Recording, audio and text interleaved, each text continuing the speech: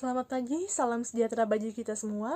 Yang saya hormati Ibu Ulfa Melida selaku pengajar mata kuliah Bahasa Indonesia, juga teman-teman mahasiswa-mahasiswi Universitas Terbuka.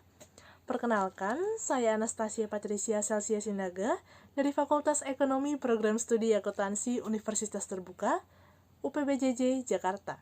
Di sini, saya akan mempresentasikan gagasan terkait dengan COVID-19. COVID-19 adalah penyakit baru yang disebabkan oleh virus dari golongan coronavirus, yaitu Severe Acute Respiratory Syndrome Coronavirus 2, atau yang biasa kita sebut dengan virus corona. Kasus pertama penyakit ini terjadi di kota Wuhan, Cina pada akhir Desember 2019. Setelah itu, COVID-19 menular antar manusia dengan sangat cepat dan menyebar ke sejumlah negara, termasuk Indonesia, hanya dalam beberapa bulan saja. Penyakit ini menyebar melalui tetesan kecil atau droplet dari hidung atau mulut pada saat batuk ataupun bersin. Kemudian, jika ada orang yang menyentuh benda yang sudah terkontaminasi dengan droplet tersebut, lalu orang itu menyentuh mata, hidung, atau mulut, maka orang itu dapat terinfeksi COVID-19. Atau bisa juga seseorang terinfeksi COVID-19 ketika tanpa sengaja menghirup droplet dari penderita. Inilah sebabnya mengapa kita penting untuk menjaga jarak hingga kurang lebih 1 meter dari orang yang sakit. Hingga saat ini, penelitian menyebutkan bahwa virus corona tidak dapat ditularkan melalui udara.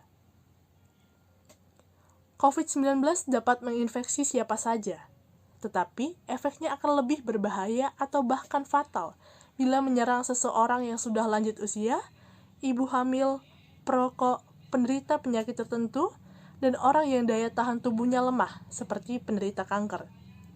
Karena mudah menular, penyakit ini juga berisiko tinggi menginfeksi para tenaga medis yang merawat pasien COVID-19.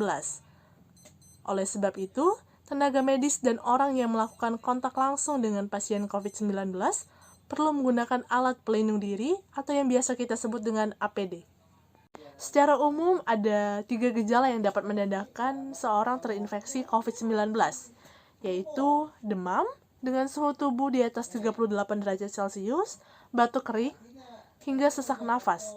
Selain gejala-gejala tersebut, ada juga gejala lain yang dapat timbul pada orang yang terinfeksi COVID-19, seperti mudah lelah, nyeri otot, sakit tenggorokan, sakit kepala, mual, diare, pilek, menggigil, bersin-bersin, hilangnya kemampuan mengecap rasa, hingga hilangnya mencium bau atau yang biasa kita sebut dengan anosmia.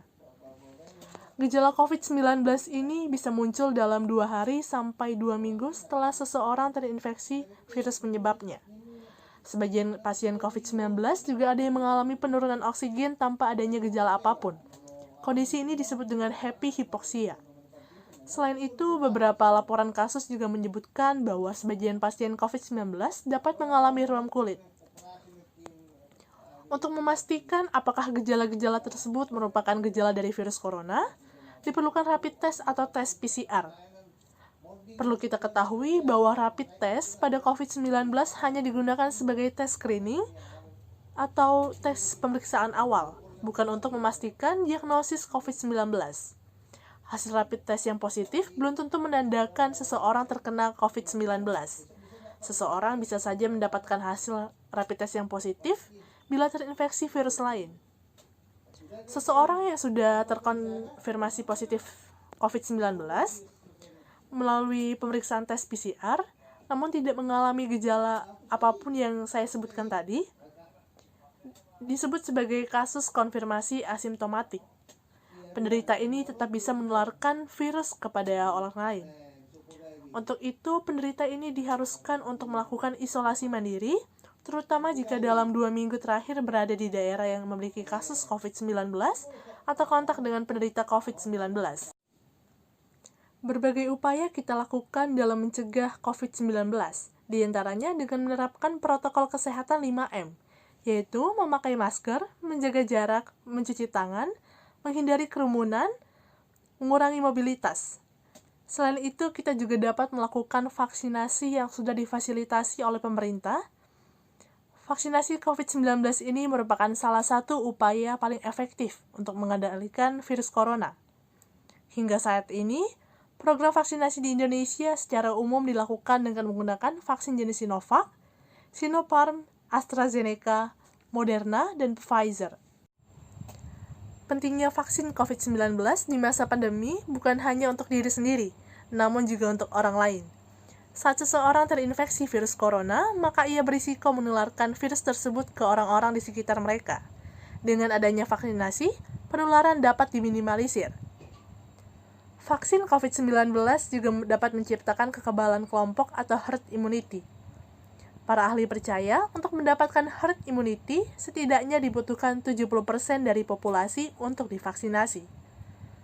Pentingnya vaksin di masa pandemi harus dipahami oleh masyarakat, sebab dengan vaksinasi, aktivitas normal seperti sebelum pandemi diharapkan dapat kembali dilakukan.